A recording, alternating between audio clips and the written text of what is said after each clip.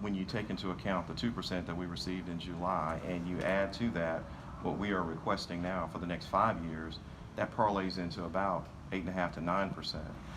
So what I will tell you is that it's not significantly higher, and it's for a longer period of time, and we've got some additional things that we're planning to do. On the gas side, we proposed about a 9% increase over 3 years.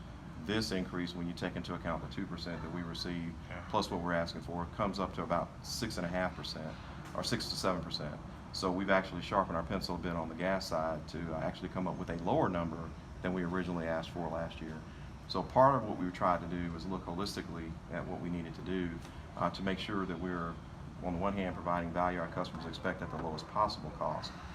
I've scratched my head and I've tried to figure out how do we provide this investment and these benefits for no additional cost, and I can't come up with that. And so that's why we've been really taking our time to dig into that, and that's also why we've actually included in this plan the opportunity, as we find additional efficiencies, to share that back with our customers. Were the amounts in there, the effect on the customer, was that per month? Yes. Okay, I just wanted to make sure about that. I know that you have talked since you've been here. We had a wild summer with a bunch of outages, and you've said before that really kind of showed you some things. I think you called it very concerning at one point. The goal to reduce the customer outage time by 50%. Talk about the significance of that 5-year plan and why that's so important.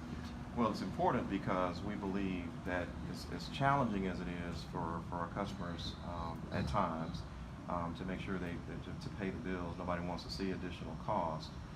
One of the things that I think is even more challenging is how do you operate and live without reliable service. And so what I saw over the summer, and what I've also seen just in looking around and speaking with our team and the community, folks in the community, is a much higher expectation that we've been able to provide when it comes to reliable service.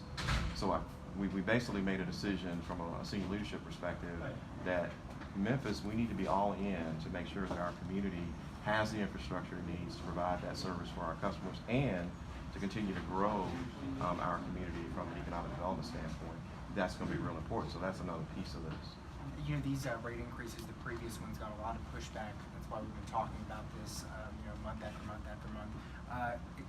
You all, I assume, have been working collaboratively, meeting with some council members.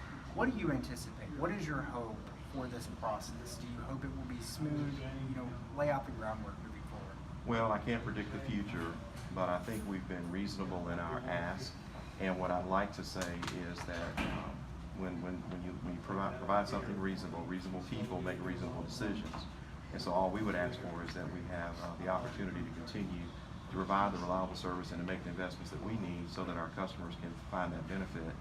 And our hope is that the council will provide us a favorable vote in the next few weeks, and that our customers can begin to plan not only for the particular cost impacts, but basically they can start planning to have a better quality of life as a result of the additional reliability that we'll provide. If they don't give you anything, what happens?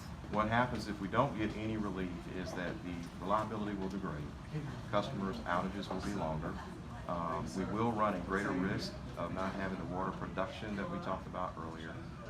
And we also will have a risk of not being able to. Of course, you've been told we got infrastructure problems. Are they worse than you thought? Are they worse than when you finally looked at them? Are they like, oh gosh? It was hard to assess them without being here. And so I will say from that perspective it's worse only because I was trying to assess it without looking at it. When I actually entered into the bowels of our pumping station, and when I actually looked for myself at the kind of infrastructure that we have in our substations, so our poles, it's bad. It's bad. It's something that we've got to make sure in our crews, we have teams of people work diligently to maintain, to do the best they can to keep the system running. And I commend them because it is a real challenge. I've been in this industry 36 years. It is not easy to maintain it, and I think that they're doing a great job. So they're doing the best they can with what they have.